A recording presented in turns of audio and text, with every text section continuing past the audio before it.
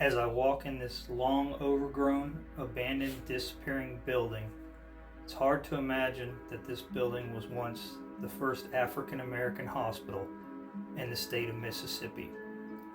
Now covered in vines, holes in the floor, and barely standing.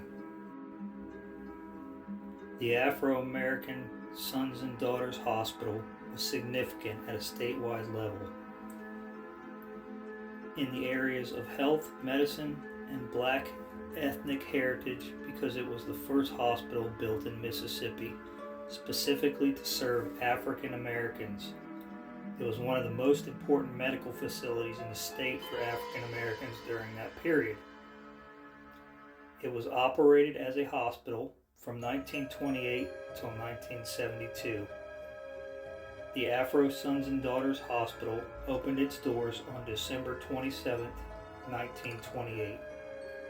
It was operated by the Afro-American Son and Daughter, a fraternal organization which was created for the primary purpose of providing medical care to African Americans in Mississippi. A large portion of blacks in Mississippi were living in poverty. The hospital was organized under the leadership of Thomas Jefferson Huddleston, a prominent African American landowner and community organizer. 11 years after its founding, the origins of the hospital were summarized in the Mississippi Progress Committee's History of Blacks in Mississippi.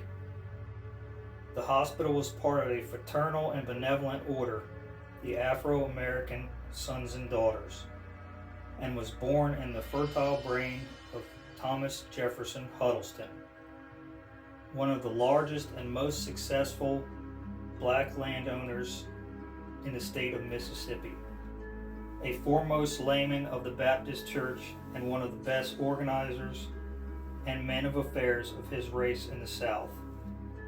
The object of the order was to combine all persons of sound bodily health, habits, and good moral character between the ages of 3 and 60 years of age into a fraternal order to provide for their relief and to provide a hospital for the relief of the sick and disabled members. The organization grew rapidly, and in 4 years from its beginning, a hospital was owned and operated by African Americans. During its 43 years of operation, the African American Sons and Daughters Hospital provided free hospitalization and medical care to thousands of blacks throughout Mississippi. The hospital operated a nurses training school which trained nurses from the beginning of training to licensure. The hospital was built by a black contractor, Austin Broomfield, at a cost of $32,147. Many prominent African American doctors and nurses were associated with the hospital during its years of operation. Among the most prominent was Dr. Lloyd T. Miller, who served for many years as chief surgeon. Dr. Miller achieved astounding success as a surgeon. He operated on over 30,000 people. We believe Dr. Miller had set a numerical record for black surgeons, and his record of losing only 2% of his cases no doubt will stand the acid test. Dr. Miller is our choice for the honor of America's busiest and best African American surgeon. Another prominent physician was Dr. Robert E. Fullalove, who gave invaluable service to the hospital as the assistant surgeon to Dr. Miller. Dr. Cyril A. Walwyn was the last doctor administrator to serve in the hospital until it closed in 1972. Nurses who worked at the hospital also made significant contributions. Miss Lelola Galloway served as head nurse for many years, both training the nursing students and assisting the doctors. Without her experience and knowledge of medicine and people, especially sick people, there would have been a much lesser degree of hospital care. Eunice Nelson and Modesta Walker were also nurses who made invaluable contributions during the many years of service at the hospital.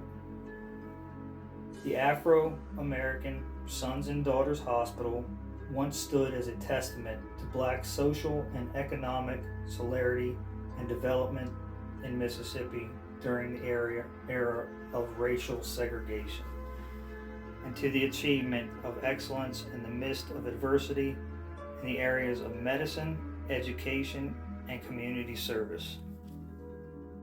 The Yazoo Herald newspaper wrote, "Dedication of the new hospital on Thursday. African American sons and daughters hold elaborate ceremony. In great credit to the Negro Order, magnificent structure just completed at a cost of $32,147.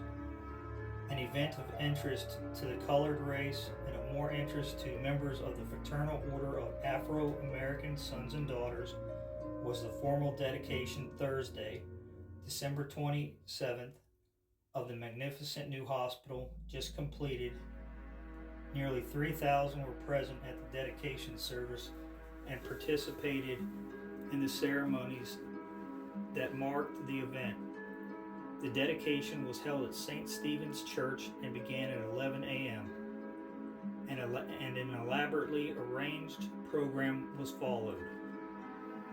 The report of the cost of the building showed that $32,147 has been spent to date. The building, a once structure affair, built of face brick, roofed with asbestos shingles, and along pleasing architectural lines, is indeed worthy of commendation. The contractor, Austin Broomfield, colored of this city, deserves a special praise for his careful building. The hospital has 36 rooms, including bathrooms, operating rooms, etc. Each room is light and of comfortable proportions. Each is furnished with a regular bed and a closet. The plumbing fixtures and heating units are of first-class material. An immense Kelvinator is placed in the kitchen for refrigeration equipment. The X-ray room and operating rooms are not yet in place, but will be immediately upon arrival. Close to the hospital is another building for a cafeteria, which will be run in connection with the hospital for the convenience of the patients and guests at the hospital.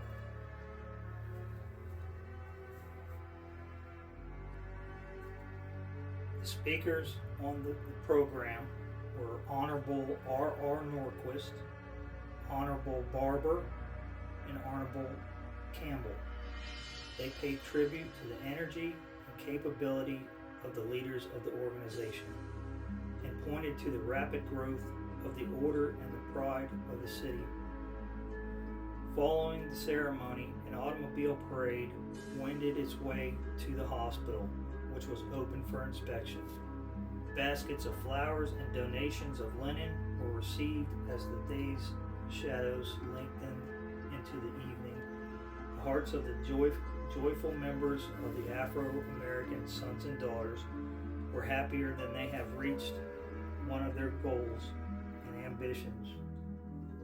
And the complete hospital dedicated to a greater service by this great colored organization was a reality. Thomas Jefferson Huddleston, custodian, and Dr. L.T. Miller, medical advisor, with a group of co-laborers have worked long and faithfully at the job, and the splendid support and cooperation they have received from all stands forth in the beautiful Afro-American Sons and Daughters Hospital. This article was written by Afro-American Courier newspaper. Dedication program for a new hospital. The Dedication of the Afro-American Sons and Daughters Hospital will take place at the county courthouse, December 27th, 1928. Reverend Sutton E. Griggs of Memphis, Tennessee will be the principal speaker.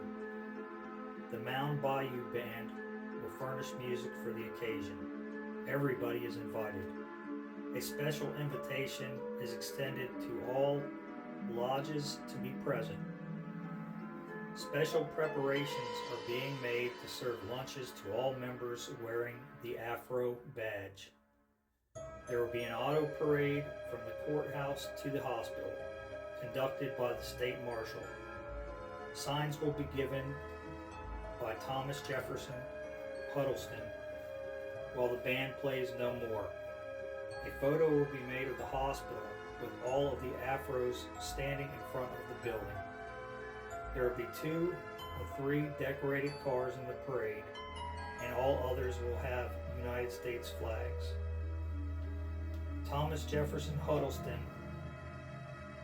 will confer the 4th degree after lunch. All members must be at the courthouse at 11 o'clock.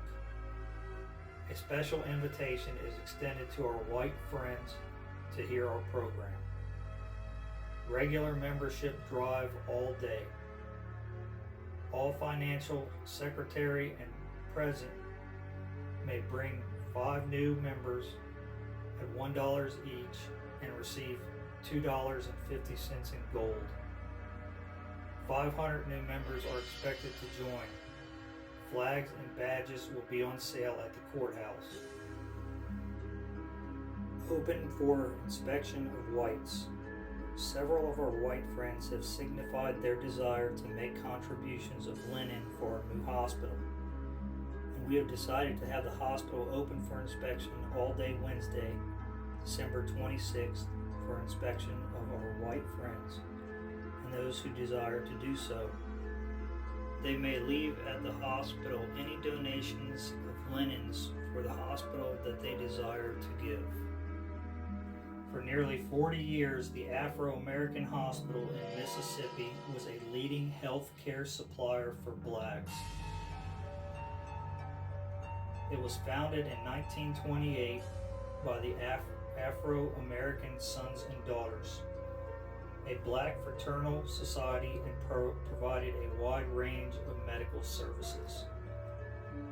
The society, which eventually had 35,000 members, was led by Thomas Jefferson Huddleston, a prosperous black entrepreneur and advocate of Booker T. Washington's self-help philosophy. The hospital had a low death rate compared to other hospitals that served blacks in the South during the period. It ceased operation in 1966 as a fraternal entity, and after an increasingly burdensome regulation, competitive pressure from government, and third-party health care alternatives. The hospital closed in 1972. Since then, the building has sat idle, deteriorating, but it certainly was active during the 60 years it served the black community. It was the first hospital for African Americans in the state when it was built. Before then, there was no health care facility for blacks to use. Then in 1928, Mr. T.J. Huddleston Sr. changed that. Mr. Huddleston was quite a figure. At one point, he was the largest black landowner in the state of Mississippi. But he was always wanting to serve the people. So he started a Grand Lodge called the Afro-American Sons and Daughters Grand Lodge. After a while, he said, "I'm tired of our women having babies in cotton fields. We need to build us a hospital. Give me $1 for a brick and I'll build us a hospital." And for 50 cents a month dues, members of the organization qualified for any care the facility offered. Over 30,000 operations were performed here. No telling how many babies were born here. People had a safety net and they no longer felt helpless if they needed hospitalization. The civil rights legislation of the 60s rendered it obsolete when anyone could go anywhere for treatment.